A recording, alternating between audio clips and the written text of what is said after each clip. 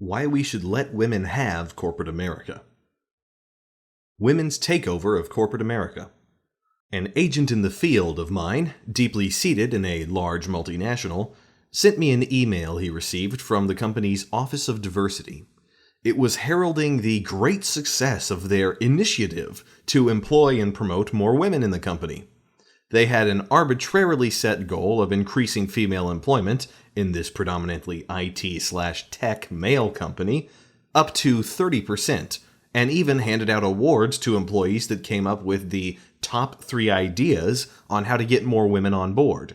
This included a mother's contract, a blatantly sexist policy of hiring 1 woman for every man regardless of ability, and, the only sane one, to attract more women into STEM.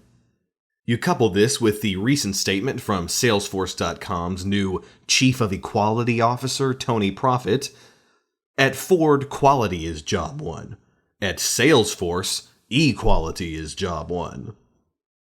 And it is painfully clear that corporate America has abandoned excellence as a means to profitability, replacing it instead with virtue signaling, rent-seeking, politicking, and marketing and pandering to racial/sexual in-tribe biases. This, of course, is not only morally wrong, but blatantly sexist and racist, as you consciously and purposely give preferential treatment to people based on the color of their skin, or their plumbing downstairs, over the content of their character.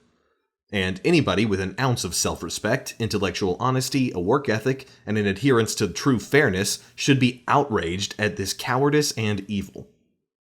But then the old captain's wheels started turning, and in a very enjoy the decline-esque way, he made a very important epiphany. Yes, it may be unfair that we are giving preferential treatment to women over men. Yes, we are sacrificing a meritocracy for sexism. And yes, this will lead to lower production, lower economic growth, genuine injustice, and a lessening of standards of living. But so what? If you really sit down and think about it, corporate America isn't worth it. Let the women have it. It's all yours, sweetheart. If it were the 1950s and corporations were booming and headed up by a more fair and meritocratic World War II managerial class, I could see corporate America being a place you'd want to be. You'd be compensated for excellence and hard work. You'd be promoted for innovation and creativity. It would be a reasonably just system where loyalty was rewarded, stable employment was offered, and corporate corruption was at a minimum, at least compared to today. But it's not the 1950s anymore. It's the current year, and corporations are a fraction of the equitable places of employment they once were. Gone are the managers from the World War II generation that led these corporations to their heights and their Jack Welchian logical but fair management. They are now replaced with legions of inept, MBA-laden baby boomer scum, whose only accomplishment was halving U.S. economic growth, getting the largest bank bailout in history, and sending the U.S. into the largest financial crisis since the Great Depression. Gone is stable employment and the goodies that came with it. You don't get pensions, you don't get healthcare, and you certainly don't get that 30 years of lifelong employment that once made a 30-year mortgage a relatively risk-free proposition. Now you can get outsourced, train in your own replacements, be perpetually employed as a contractor, and let go if your job can be done for a fraction of a cent cheaper in China. And let's not forget the wave of psychotic political BS these past 20 years that has infected corporate America and just chides the morality and honor of good, honest workers, particularly of the male persuasion. There's the HR lady epidemic where we put power-hungry, inept, math-impaired 20-something ditzes at the helm of our hiring process. There's corporate social responsibility, where we force unrelated and unnecessary political crusades on our employees, be it donating to the United Way, mandating weekends be spent on charities, or wearing pink every year. There's diversity, sexual harassment, and sensitivity training, where we blatantly treat men like sexual predators, molesters, rapists, and racists, humiliating them to attend said trainings. There's the eggshell environment men get to work in, one mere false sexual harassment accusation away from being fired. There's the invasion of privacy into our personal lives where the politically correct corporate obware will fire you over a Facebook post. There's progressive credentialism, where the HR Reichstag demands you have master's degrees for entry-level jobs. There's the blatant sexism against males, as previously evidenced before, with the clearly sexist policies favoring less qualified women for the sake of diversity. And let's not forget that this raw deal is topped off with the number one cause of divorce, marital strife, and problem children. Commutes! I ask one simple question. Who the fuck wants any part of this rotten deal? Who the fuck wants to work at Initech? And I'm not joking. I'm not saying this because deep down inside I want to work at corporate America. I'm not saying this because I have this discreet dream to retake and recapture corporate America for meritocratic males. I'm saying it because it's true. Corporate America is a horrible deal for any self-respecting man or woman who wants to live a free, healthy, happy, sane, and prosperous life. You, at minimum, must attend school for a quarter century, face daunting odds of just landing a job. That job will at best be entry-level and mundane. You're then forced to get a master's if you have any hope of making it due to progressive credentialism. You are a mere merger away from being let go or laid off. Your compensation is significantly lower with both sexes now flooding the labor market, lowering the wage you can command. You can't have a political or social life your employer doesn't approve of. Compensation and promotion is increasingly based on your skin color and plumbing, not your hard work or effort. And if this wasn't a horrible deal enough, it's all under a psychotic environment where bosses who know they have you by the balls unleash their sadism on their employees simply to get off. There's just no godly reason to be a part of corporate America. The real question is, then, why do women seem so desperate and adamant on joining corporate America? Why do they seem so obsessed over having a corporate career to the point they'll get one via legitimate means or not? And the answer is, they've been sold a bill of goods. The biggest lie ever sold to women. I've mentioned it before, but understand, like housing, education, or .coms, women are buying into a bubble. Perhaps not a financial one like those mentioned before, but a bubble nonetheless. They go to college, a bubble and increasingly poor investment unto itself, at rates higher than men, earning the majority of worthless liberal arts degrees, also now accounting for the majority of worthless master's and advanced degrees. With these worthless degrees, they now throw themselves onto the Omaha beach of corporate America, where they forfeit family, children, husbands, a social life, and loved ones, all in exchange for promotions, careers, commutes, and Jimmy Choo shoes. They obsess about leaning in and getting the latest certification, credential, or promotion in their lives. And congratulations if they make that magical 6 figures. But to what end? Not only do they have to suffer the unacceptable environment laid out before, basically ruining and sacrificing their lives, but also they can become Queen Bee of Shit Island? Alas, it's obvious women didn't consciously decide on their own to pursue the hell known as corporate America.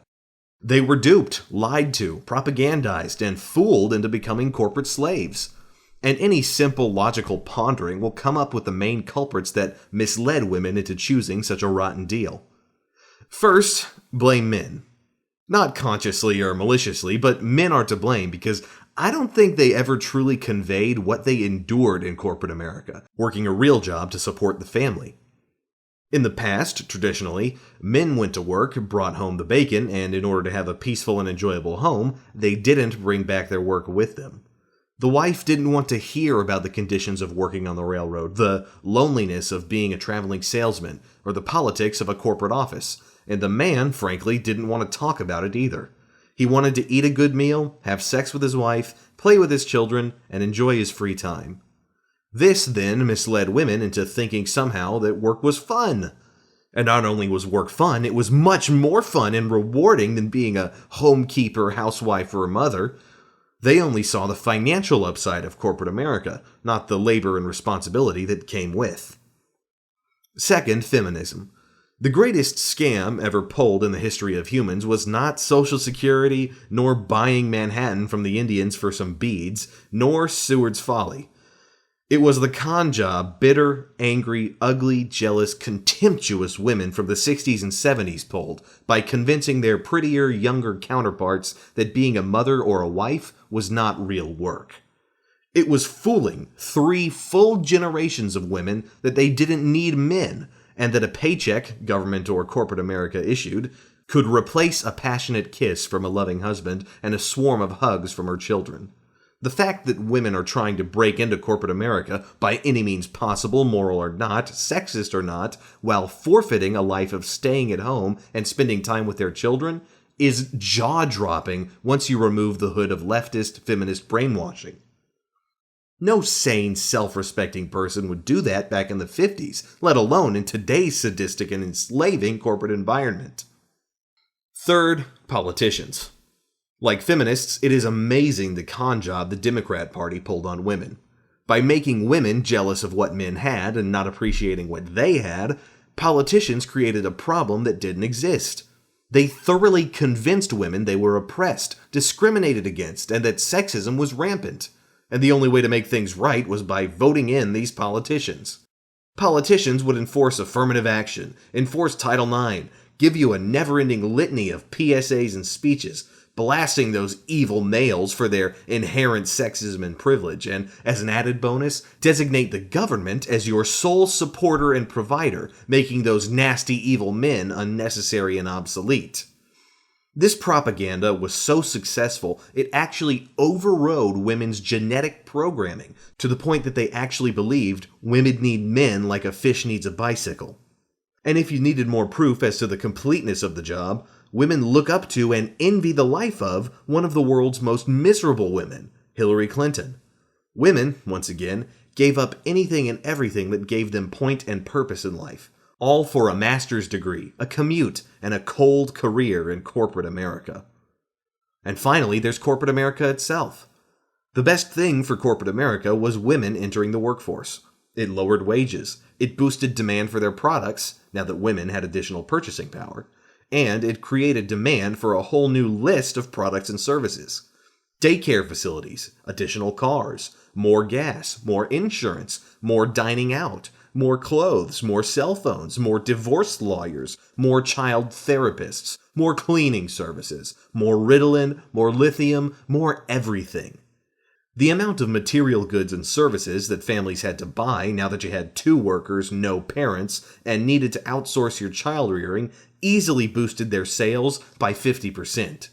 It was a boon in terms of both sales and lower labor costs that only outsourcing to China would outdo. Of course, the family suffered, divorce ravaged 3 generations, mal-raised children of broken homes drove up everybody's taxes, women were becoming less happy, and the country's finances went to pot. But it didn't matter! Women had careers in corporate America, and that's all that matters. So what do men do now? It's a foregone conclusion that, with the support of government and corporations themselves, women will inexorably take over corporate America. And any sober, realistic, self-respecting assessment of corporate America will conclude that we should let them have it. But if men are to give up corporate America, what are they supposed to do for work? What do we do for employment? What do we do for agency? What do we do in order to support ourselves and live our lives to the fullest? The prospective loss of what has traditionally kept us employed and alive is daunting, and willingly giving it up may seem insane. But giving up on a career in corporate America is a reality we're just going to have to face. And not only one we have to face, but one we should be welcoming. For while abandoning what has served as our primary means of support may be daunting, we men have a trick up our sleeve that has served us from time immemorial. We adapt. Understand that corporate America is a bubble. It's the Titanic. It's going to burst and sink anyway, so you're better off living in reality and coming up with a plan B. But while many of you may not see an obvious alternative to corporate America for employment, millions of men have already blazed the trail to a new and much better form of employment: minimalism and entrepreneurship. Though not the traditional corporate career we originally wanted or were brought up to desire, minimalism and entrepreneurship is the only logical choice for any man not already, 1, steeped so far in corporate America in terms of his career that it would not be economic for him to abandon it and start down the path of entrepreneurship, or 2, so indebted in terms of student loans, auto loans, mortgages, alimony, child support, etc., that he is a debt slave and therefore needs to be in corporate America. The reason why is that minimalism and entrepreneurship is infinitely superior to working for corporate America. One, in being a minimalist, you do not need that much money to survive. You avoid debt, you avoid unnecessary luxuries, and in so doing, you not only minimize what you need, but maximize your freedom. This leads to a second important benefit: the ability to insist on employment standards. If the pay isn't high enough, they won't let you telecommute, it isn't enjoyable work, or your client is just a lippy pain in the ass, simple. You fire them. You just quit. You don't need the money and therefore can do without them. This also leads to a third major benefit. You can bluff your way to higher compensation. Unlike your divorced, debt-enslaved corporate American wage slave counterpart, you don't need the money. You have a choice. You aren't a beggar, you're a chooser. This allows you to demand $100 an hour, because if you don't get it, so what? You don't need it. So if done right, self-employment can, in the long run, become much more lucrative than a Sheryl Sandbergian corporate slave career. But perhaps the single largest benefit of the minimalism entrepreneurship form of employment is the happiness and sanity that comes along with it. While you're sleeping in till 10, your super power-tripping corporate America power woman is waking up at 6 to suffer her commute at 7.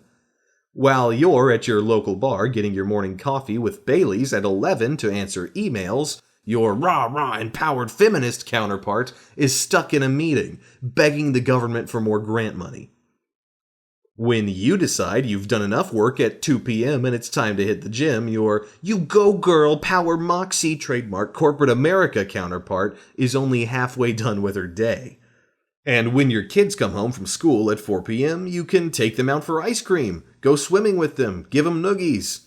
But the strong, independent, divorced, corporate American single mom hero leaves her kids to decay in daycare till 7, and that's if traffic is cleared up. It's simply a no-brainer.